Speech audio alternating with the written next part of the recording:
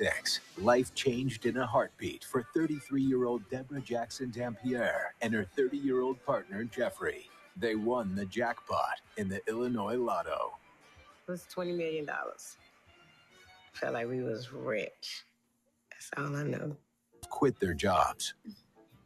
And while Deborah is conservative with the jackpot, Jeffrey isn't. Cars. He bought his play cars, what I call them. He had a Ferrari.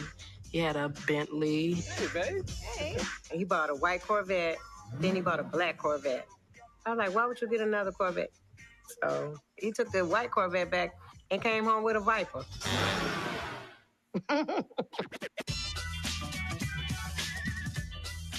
He wanted to buy jewelry. Today, we will be recapping the episode Your Numbers Is Up, Season 1, Episode 1.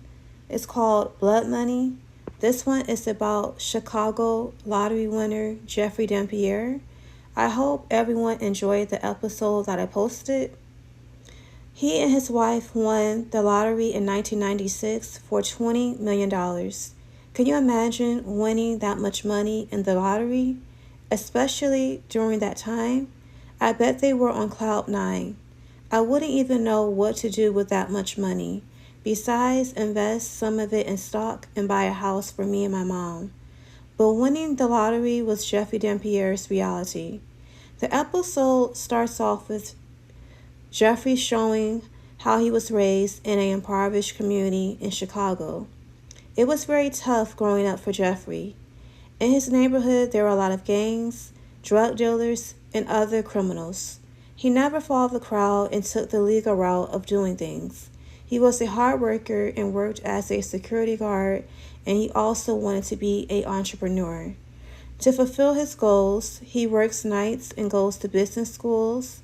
It is there he meets single mom Deborah Jackson. Sparks begin to fly and they start dating. Eventually, they get married and have kids. Although they have a loving relationship and beautiful kids, they are struggling financially and are barely getting by. Jeffrey is still working long hours as a security guard, and he is barely getting any rest. Jeffrey sees a lot of people at his security job who have a lot of expensive clothing and jewelry and cards. He dreams one day that will be him and his family. His dreams come true when his wife Deborah checks her lottery ticket on June 6, 1996. The numbers were 6, 17, 24, 2, 33, and 29. They hit the jackpot, of course, and they were excited. Who wouldn't be? $20 million is a lot of money. They went from being poor to rich. Their lives were about to change for the best, or so it seemed. Once they received the money, Jeffrey spent ridiculously. I guess he wanted to live a lavish lifestyle.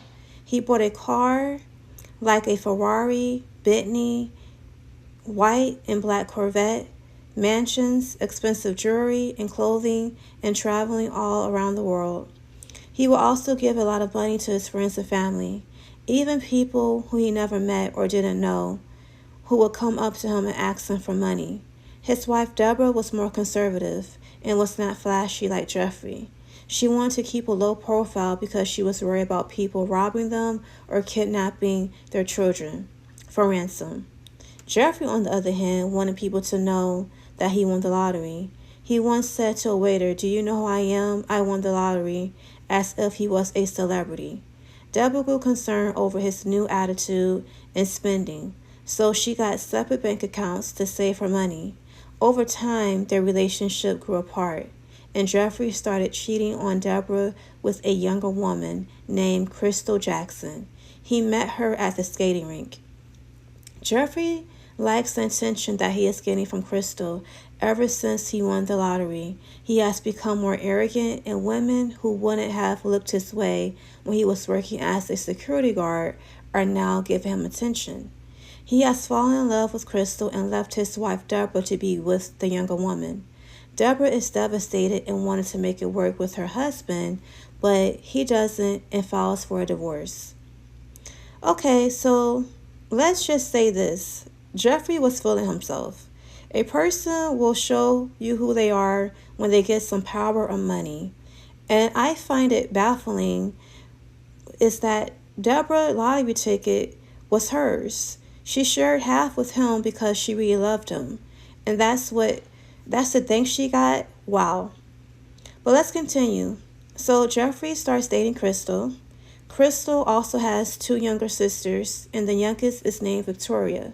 She was 16 years old at the time and has suffered a lot of trauma from witnessing her father unalive himself. Jeffrey is there to comfort her, and their relationship grows closer. He gives her money for clothes, school supplies, and when she turns 18, he buys her an apartment and pays her bills. Jeffrey and Crystal move to Florida, and he opens up a popcorn shop in Tampa to keep steady income coming in. Things seem to be going good for Jeffrey until July 26, 2005, when a van is discovered on the side of the road late at night. 2 men jogging discover a van on the side of the road. They saw 3 people get out and run and open the van and see an unalive man in it. They call the cops and they identify that it's Jeffrey Dampier. The police do an investigation and they initially suspected the new wife Crystal has something to do with it because she showed no emotions. His first wife Deborah was very devastated when she received the news and was in shock. The investigators questioned Terry, Crystal's middle sister, about what happened to Jeffrey. That night, Jeffrey was unalive. Terry had went over to Victoria's house to hang out. That night, Victoria had her boyfriend Nathaniel there. He is also from Chicago and is the tough guy who had prior criminal records for robbery and selling drugs. He made a plan to rob the lottery winner, Jeffrey, and he is using Victoria as his partner in crime because she is someone Jeffrey trusted.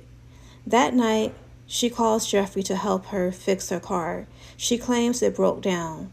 When Jeffrey walks in, Victoria, he is met by Nathan. He points a weapon at him and makes him get on his knees. They go through his pockets and find $8,000 in cash.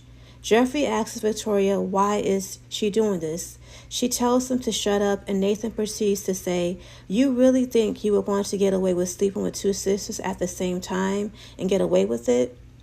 Jeffrey was sleeping with Victoria ever since she was 16 years old, and this was an ongoing and inappropriate relationship. He was secretly sleeping with his wife's sister for 6 years. Victoria's new man Nathaniel was not okay with that and wanted Jeffrey dead. Victoria had her own reasons why she hated Jeffrey after being with him for years. He told her that he wanted to make their relationship official. He said that he would marry her and divorce her sister Crystal for her, but it never happened. She was tired of being lied to and wanted Jeffrey dead herself. Nathaniel and Victoria tied Jeffrey to his own van. They asked Jeffrey where his safe was so they could get the rest of his money. He tells them there is no money or safe. They realize he can go to the police, so Nathaniel and Victoria kill him, leaving him on the side of the road. After the unaliving, Victoria and Nathaniel go on the run, but police track them down and arrest them. 2 days later in Jacksonville, Florida, they confess to the crime and are sentenced to 3 life sentences without parole.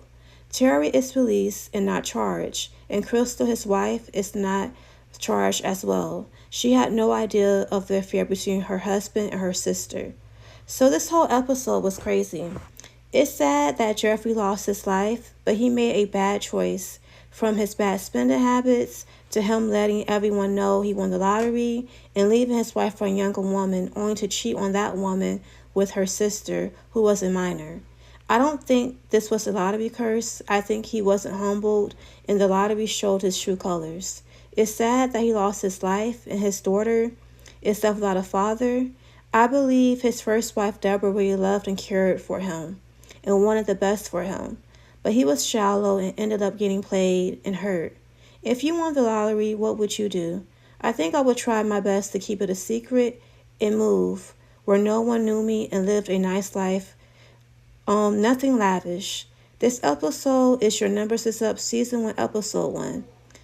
If you enjoyed the series, please like, share, comment, and follow for more. So this is only an episode recap.